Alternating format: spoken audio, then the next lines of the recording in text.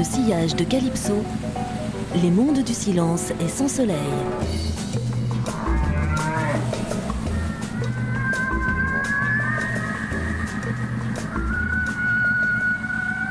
Si je devais retenir quelque chose au niveau de ses œuvres, c'est le monde du silence. Marc Tiercelin, skipper. Le monde du silence, je l'ai vu enfant, à la salle Playel, et ça c'était impressionnant. Ça, je me souviens que ça et 20 milieux sous les mers de Jules Verne, ça doit sans doute avoir été pas à l'origine, mais en tout cas ça a dû aider ma filiation avec la mer. Moi, ça a nourri une partie de mon imaginaire, parce que quand j'étais jeune et que j'ai découvert ces films, c'était un peu l'aventure, c'était la découverte. Georges Pernaut, journaliste. C'était une maison où habitaient des gens qui parcouraient le monde, et en plus on découvrait des choses sous la mer. Moi, je ne suis pas du tout de ce milieu-là au départ, donc moi j'allais à l'école à ski, donc vous vous rendez bien compte que ces films-là ont marqué une partie de mon enfance. Ou en tout cas l'aventure. Ils inventaient des tas de trucs, des scaphandres particuliers, il y avait un côté esthétique, puis il y avait surtout de l'image, quoi. Moi j'ai toujours été impressionné par l'image, c'est ce qui a conduit un peu toute ma vie. Mais bon, Calypso, il y avait des images. Et puis quand même, après, avec le recul, je dirais que le commandant Cousteau est celui qui a mis la mer en première page.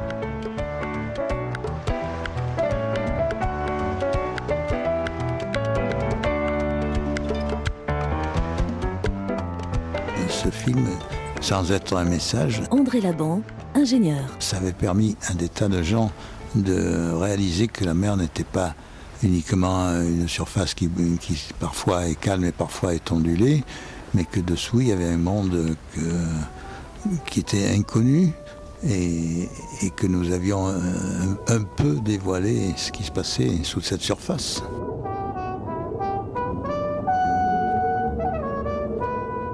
Au moment du monde du silence, Albert Falco, plongeur. alors que nous étions en train de filmer, ce Jojo Mérou est arrivé, mais lui il était devenu tellement familier qu'il empêchait le caméraman de travailler. Le caméraman qui était là en train de filmer un petit poisson, il arrivait, boum, il bousculait la caméra, il bousculait. Et alors finalement, on avait pris la décision pendant le tournage de le mettre en prison, c'est ça savoir, dans notre cage à requins. Bon, bien sûr, on le libérait tout de suite après, et il nous boudait. Il n'était pas content, il allait se mettre dans un coin, au fond du sable, il ne venait plus nous voir.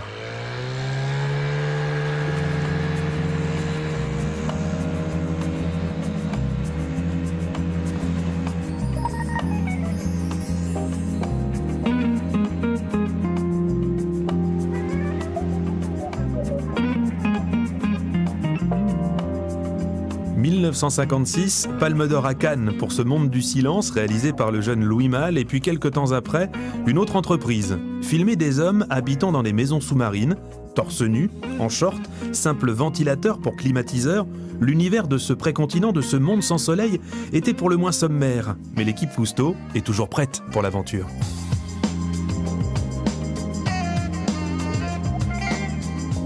Cousteau a entrepris 3 grandes expériences. En 62, 2 hommes, et j'en faisais partie, sont restés 8 jours sous la mer à Marseille. Pourquoi cette maison? Parce que quand nous avions fait les fouilles archéologiques, tous les quarts d'heure, on nous donnait un coup de fusil, il fallait remonter. Et Cousteau a dit, c'est incroyable, seulement un quart d'heure par jour à 40 mètres de fond. Si on pouvait rester au fond de la mer, ça serait fantastique. Et 10 ans après, il a fait la première maison sous-marine où nous avons passé 8 jours en saturation d'azote dans le sang, si bien que en 63, il a lancé cette idée folle d'aller construire ce village en mer Rouge. Alors, la mer Rouge, ça a été 1 mois à 10 mètres et 8 jours à 30 mètres. Et en 65, 1 mois à 100 mètres de fond. Alors là, vraiment, c'était fabuleux, quoi. C'était incroyable d'aller poser une maison à 100 mètres avec 5 hommes à l'intérieur qu'il fallait tous les jours ravitailler. On avait une espèce d'ascenseur qui montait, qui descendait, qui apportait tout ça au fond de la mer. Et en effet, ça a été la réussite totale, quand même difficile, dangereux, même quelquefois, quand il y avait mauvais temps, on était terriblement inquiets. Mais ça a été la grande réussite de cette année 65.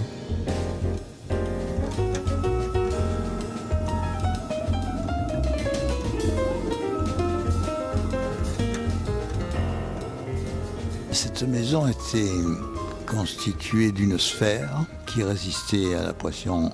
Et la sphère posée sur une plateforme avec 4 pieds, de façon à ce qu'arrivé au fond, on puisse la poser. Et avant de rentrer dans la maison, l'atmosphère a été lessivée à l'oxygène. On a fermé la porte.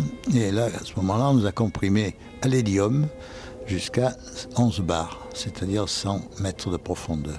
Et on est resté comme ça une nuit avant d'être remorqué, toujours sous pression, du port jusqu'à l'endroit du mouillage qui avait été prévu, repéré par la soucoupe.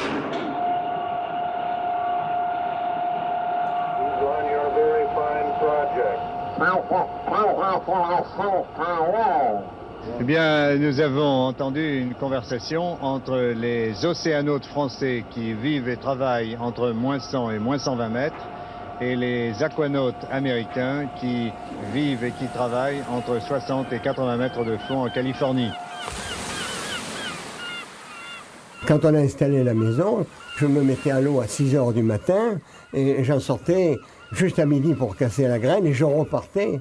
Je pouvais passer 7-8 heures au fond de l'eau autour de la maison et c'est vrai que quand on vit dans une maison, tant qu'on n'a pas froid, on peut rester dans la mer, ou dans la maison ou dans la mer. C'était ça la chose extraordinaire qu'avait voulu Cousteau.